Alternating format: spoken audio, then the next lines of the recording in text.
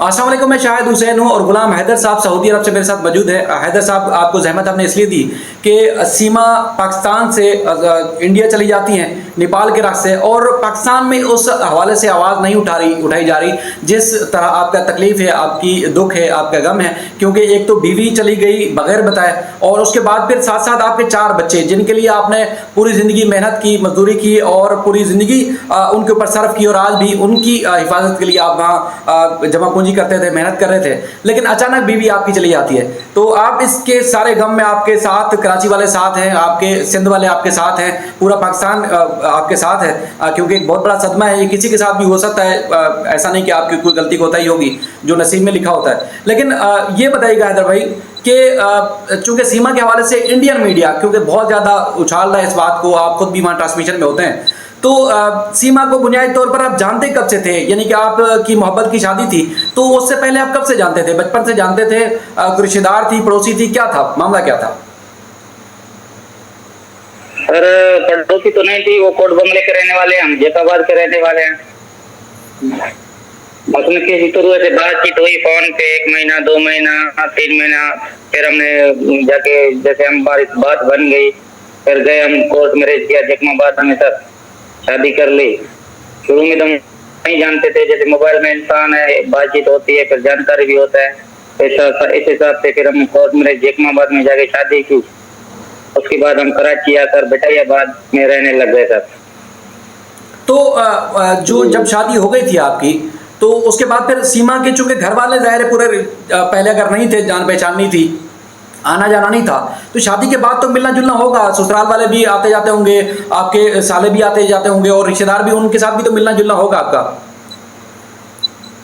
जी जी हाँ, शुरू में थोड़ा वो बातचीत नहीं होती थी, जैसे जिरगा बैठ गया, जो हमारा एक रीति रिवाजी जो फैसला था, हमने उनको एक जिरगा बैठाया, फैसला हुआ, उसके बाद वो आना जाना सब कुछ होता था। मैं ज्यादा नहीं जाता था, मेरे घर वाले के तो सारे मामू वगैरह, बच्चे, उनके चाचू का घर था, भाई था, इनका अबू था, हम साथ में रहते थे, माना एक ही गली में। इनका अबू तो हमारे साथ ही रह रहा था। मैं सऊदी अरब तक भी आया तो बच्चों के साथ होता था इसके अबू। अच्छा हैदर भाई, चूंकि सवालात बहुत ज़्यादा पैदा हो रहे हैं, आप खुद भी जान रहे हैं, ज़ाहिर है पूरा आप भी वॉच करते होंगे, आपको फ़ोन भी आते होंगे, यकीनी तौर पर मैं वो ऐसे सवाल नहीं करना चाहता जिससे आपको मज़ीद सदमा हो, लेकिन ये सूरत हाल क्यों ख़राब हुई? इसकी क्या वजह समझते हैं कि ज़्यादा बीवी से दूर रहना, या उसके बाद फिर बीवी का कुछ आपको बदलाव नज़र आया हो इस दौरान कि कोई तब्दीली आ रही है, कहीं उसकी तवज्जो किसी दूसरी तरफ जा रही है? नहीं सर, मुझे इल्म बिल्कुल भी नहीं था। जैसे हम कराची में आ गए, औलाद हो गया, पहला दूसरा तीसरा, मैं इधर रक्षा ऑटो कराची में ही चलाता था इधर शहर में। जैसे आपको पता है गैरतमंद बाप का यही सोचता, अभी 3 औलाद हो गया, बच्चे हो रहे हैं, और जो छोटी फरह और मेरा घर वाले प्रेसिडेंट था, तो मैंने और सीमा ने दोनों फैसला लिया कि अभी जाके कुछ इधर गुजर सफर सही नहीं हो रहा है, किराए का मकान और 4 बच्चे, 3 तो थे, अभी चौथा आने वाला था, 2 महीना था बाकी, प्रेसिडेंट था वो। जी जी। फिर हमने इकट्ठे फैसला लिया कि जाके किसी अच्छे शहर में जाके बंदा कमाए, मुल्क से बाहर बच्चों के रोजगार के लिए फैसला लेके फिर मैं सऊदी अरब आया। तो ये 3 सालों से मेहनत मजदूरी खूब, मैंने दिन रात एक करके बच्चों को पैसे सेंड करता था। हमारा घर बिल्कुल अच्छा गुजर रहा था, हमें कभी ऐसा मालूम ही नहीं हुआ कि क्या होना है क्या नहीं होना है, बिल्कुल भी। जो उसके दिल में था वो अल्लाह बेहतर जाने। तो शायद उसका प्रोगंडा तो बहुत सारे अरबों में होगा, तो ये चला गया ना, 1 दिन की या 2 दिन की या 6 महीने की बात नहीं है सर। शायद इसने कह रहे हैं कि पबजी गेम के जरिए उन्होंने बातचीत की, ये तो अभी पता चल रहा है ना जी। बाकी हमारा कोई तलाक नहीं था, हमारे रिश्ते बिल्कुल भी अच्छे थे एक दूसरे के साथ। वो लोग कह रहे कि मतलब रिश्ते सही नहीं थे या कुछ नहीं था, ऐसा कोई बात भी नहीं है। 2 साल मैंने इधर मेहनत मजदूरी किया, उसके बाद हमने बेटाई में 1 कमरे का छोटा सा घर लिया था सर, 13 से 14 लाख का सर। बिल्कुल, जो वो बातें तस्लीम कर रही है, आप भी बता रहे हैं, पूरी दुनिया भी इस मामले को जानती है, क्योंकि यहाँ पे काफ़ी सारे साथियों ने तहकीकात भी की है, क्योंकि एक गांव देहात से आपने तो अच्छी ज़िंदगी देने के लिए उसको यहाँ रखा, क्योंकि आपको पता है कि गांव देहात की किस तरह ज़िंदगी है। आपने तो आपने जिस तरह मोहब्बत की, शादी की, आपने खूब निभाया।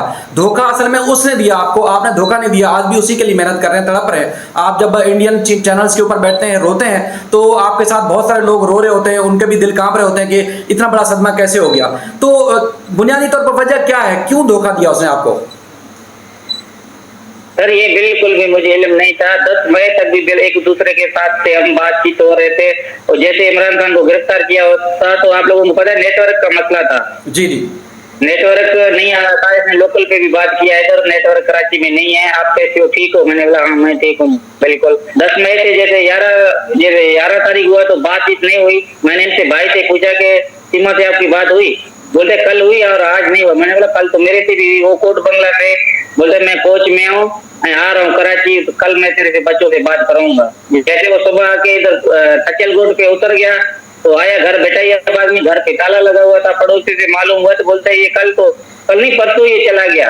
मना ये इसने एक दिन मेरे से बात जो की तो ये मसलन कराची में नहीं था हमारे अंदाजे से। जब आगे पता चला ना ये तो बोलते 2 दिन हो गया ये चला गया। तो गांव में बोलता है पैसे भी लेके गया, खैरपुर जा रहा हूँ घर बनाने के लिए। पड़ोस में तो यही करके चला गया। मेरे से पूछा कि आपसे बातचीत हुई? मैंने बोला मेरे से तो कोई बातचीत नहीं हुई। तो जो सीमा के भाई हैं क्या वाकई फौज में हैं? क्योंकि वो वहां पर दावा कर रही है कि उसकी जो भाई हैं वो पाक फौज में मुलाजमत करते हैं। जी जी सर। तो आप ये भी जानते हैं कि पाकिस्तान वाले आज जो है वो सीमा को इंडिया का एजेंट करार दे रहे हैं, और इंडिया वाले आपको पता है कि पूरा दिन उनका काम ये है कि अगर एक बंदे के साथ सदमा हुआ है, उसकी बीवी चली गई है और बड़े दुख में, तो आज वो पाकिस्तान का एजेंट उसको करार देते हैं। तो क्या वाकई एजेंट है वो? नहीं सर, मैंने तो इसको कभी एजेंट माना भी नहीं है। तो एक प्रोपगेंडा चला रहे हैं, कोई कुछ चला रहा है, कोई कुछ चला रहा है। लोगों का मुंह तो कौन बंद करेगा सर? हर 5 मिनट को और खबर आ रहा है, हर 5 मिनट में दूसरा खबर आ रहा है। एजेंट तो नहीं है, मगर इसने नादानी किया, किस तरीके से चला गया, इसको गेम के जरिए बेवकूफ बना के, ज़हनी मरीज बना के इसको घर भिजवाया, सब कुछ किया, कैसे इनको लेकर गए। अभी वो कह रहे कि ये जो है इंडिया में आया तो सजन हीरो बन रहे हैं कि मैंने जो है ना पाकिस्तानी एक मुसलमान को लेके आया हूँ, इसलिए ये मुसलमान था, मैंने इसको इसलिए लेके आया हूँ शादी करने के लिए।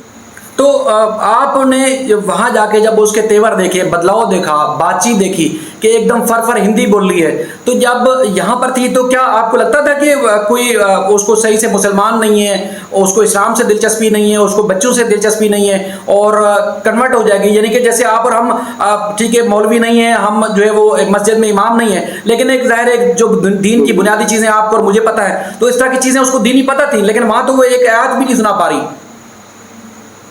नहीं सर, वो बिल्कुल दीनी में दिलचस्प थी, रोजे रखता था, नमाज पढ़ता था, बिल्कुल जो है ना नमाज में और रोजे में दिलचस्पी थी। ये मुझे कह रहा था कि मैं उम्रे पे आऊंगा, ये बड़े बकरे के ईद के बाद मैंने ऑनलाइन इसका एनएफटी बनवाया था कि ये कह रहा था जैसे बकरा ईद गुजरेगी मैं बच्चों के साथ आऊंगी, उम्रा सादत करेंगे, फिर कच्चे घर आएंगे सर।